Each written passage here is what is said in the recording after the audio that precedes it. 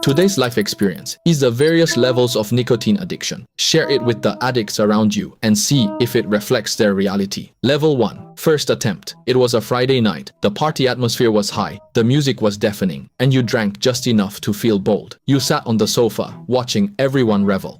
At this moment, a man sits next to you, takes out a cigarette, lights it, takes a puff, and asks, "Hey man, want a puff?" You've never touched this stuff and know it's dangerous, so you say to him, "No thanks, I don't smoke." But he immediately throws out a line, "Come on, just one puff. Everyone here smokes, it's normal. Or do you think you're better than us because you don't smoke?"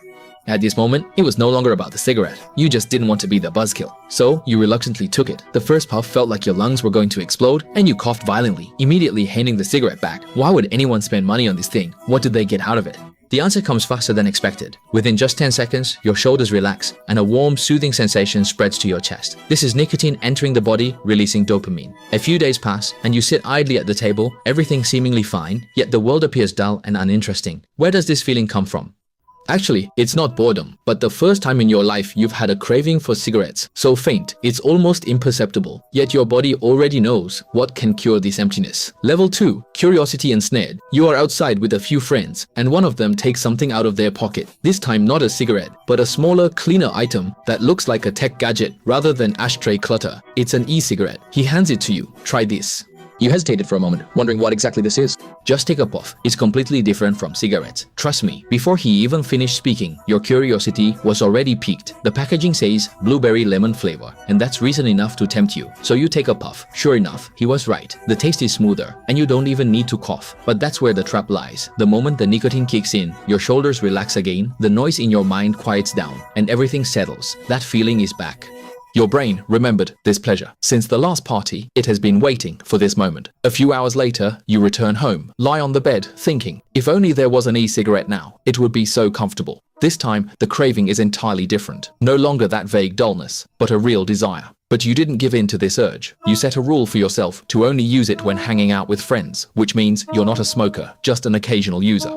Obviously, these are two completely different things, but unknowingly, you've slowly developed a new habit. You know which friends always have a vape, who has switched to a new flavor, and everything is quietly happening, gradually seeping into your life. When someone says you're addicted, you just laugh it off, saying, "Bro, I don't even own one. How could I be addicted?" Level 3. Self-supplied addiction. Gradually, you start borrowing vapes from friends more often, and it becomes increasingly awkward. You don't want to be that annoying person anymore. So, you naturally made a decision. You walked into a small shop near your home and bought your first personal e-cigarette with a strawberry ice flavor. Why choose strawberry ice? Because in your mind, as long as it's fruit flavored, you don't count as a real smoker. Real smokers have yellow teeth and emit an unpleasant smell, while you just like carrying flavored air. To put it bluntly, this is even considered a healthy habit, right? But this so-called healthy habit completely took over your life in the following days. The rules you swore never to break crumbled one by one. Because it has no odor, you vape wherever you go. While scrolling on your phone, playing games, whether it's during loading screens, cutscenes, or the 34th respawn. Besides, your morning routine has completely changed. Now you can't imagine not taking a few puffs of the e-cigarette before having coffee. By now, this has become an unshakable routine. Along with it comes new anxiety. What if I forget to bring it when there's a traffic jam? It is imaginable that your mood would be extremely bad. By this time, vaping is no longer for socializing. It has become something you carry with you everywhere. The real change is that you no longer vape for pleasure, but just to return to a normal state. If you don't use it for a few hours, you become irritable, angry, and restless, a feeling that's hard to describe. The thought of quitting smoking appears in your mind for the first time. You firmly believe that you can quit anytime you want. It's just that the timing isn't right yet. Level 4. Dual dependency. At some point, you stop deceiving yourself by saying it's just a hobby. Your consumption of e-cigarettes has increased several times, and the pleasure from a puff is no longer the same as before. So you need a solution, an upgrade in equipment. You no longer use those small e-cigarettes that run out of battery every other day. You bought a large capacity vape pen that can last for 10,000 puffs. Your logic is flawless. Save money and avoid frequent trips to the convenience store. This is clearly a wiser choice, but the real turning point is hidden behind it. Unknowingly, you start buying boxed cigarettes again, and you always find the perfect excuse for yourself, just to show off in the bar, to appear stylish. But the reality is, you start using both. The e-cigarette is for secretly smoking indoors without any smell, while the cigarette is used when you need a stronger hit. You carry both with you, and it has become a habit. it doesn't stop there. You always keep a pack of strong gum on hand, making sure the person you like doesn't smell the heavy smoke on you. If you go too long without your new companion, your body immediately protests, with chest tightness and emotions so irritable you feel like hitting a wall. This is just your brain signaling you to pay the rent on time, or else it will cut off your energy supply. The scariest part is that you can no longer feel the pleasure brought by nicotine, only desperately trying to avoid the torment of withdrawal symptoms. Level 5, fully pass. At this point, you have hit a bottleneck. Even smoking both e-cigarettes and cigarettes, you still feel empty inside. It is at this moment that nicotine pouches enter your life, and their appearance is not by chance. The blogger you like praises it as a cleaner alternative, and your social media homepage is full of guys stacking nicotine pouches together as if it's a personality tag. So you think, well, it can't hurt to try. No smoke, no odor, just a small pouch tucked under the lip. But in reality, you haven't reduced your intake. Instead, your nicotine consumption has skyrocketed. Nowadays, every gap in your day is filled with nicotine. You keep an e-cigarette in the car, one on the desk, and even have one in the bathroom. Besides that, you're always chewing something. You first check if the restaurant has outdoor seating before looking at the menu. If not, you've already noted the nearest exit before sitting down. Why?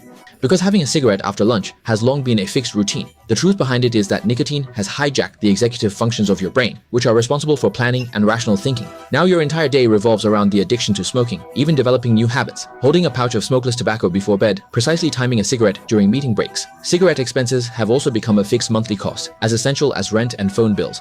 Fortunately, you can still afford it without having to budget carefully. But once you want to quit, your whole body doesn't just feel uncomfortable, it directly crashes. Level 6, deeply trapped in the cycle. You gradually become tired of all this, not with an impulse to quit immediately, but with a silent fatigue. You never thought you would use 3 nicotine products at the same time and have to check if you have everything before going out, yet here you are. The worst part is, you start to hide your smoking behavior. When others ask, your answer is always the same. Oh, I don't really smoke much anymore, just vape, or I mostly just use nicotine pouches now. Strictly speaking, at that moment you weren't lying, but you deliberately ignored the e-cigarette on the bedside table, the pouch in the drawer, and the emergency cigarette hidden in your jacket. When the craving hits, which happens about every 15 minutes, you don't consciously choose which one to use. Your hand automatically reaches for the nearest one. You're like a magnet, and nicotine is the only metal in the room.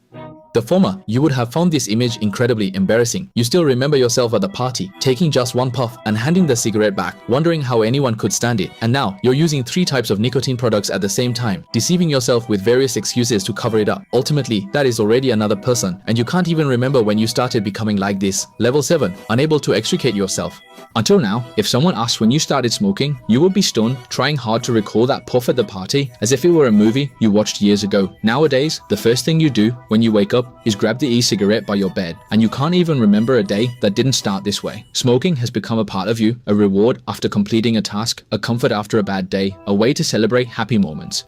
And strangely, even when money is tight, the expense for nicotine is never cut. You can skip snacks, avoid taking taxis, and give up things you truly need, but you can't do without e-cigarettes, cigarettes, or smokeless tobacco. You don't even see this as a choice. You also start to notice that your social life becomes odd. Sometimes you don't really want to meet friends. You're just using the meeting as an excuse to satisfy your nicotine craving.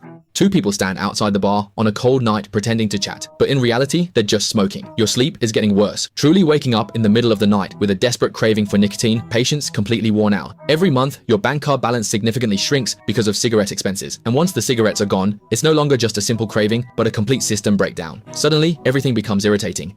The elevator is too slow, the fries are too cold, and if someone chews loudly, it feels like they're targeting you. At this point, you know all of this is destroying you. In fact, you've known for a long time, and you've tried to quit smoking several times. Once you lasted a day, another time 3 days, but the result is always the same. Food becomes tasteless, nothing interests you, and even a promotion at work feels uneventful.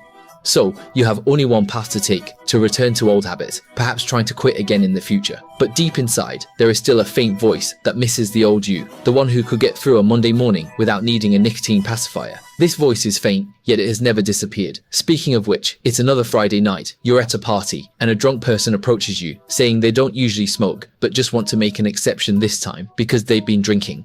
He asks you for a cigarette, you hesitate for a moment, then hand it to him. Just like that, another cycle might be about to begin.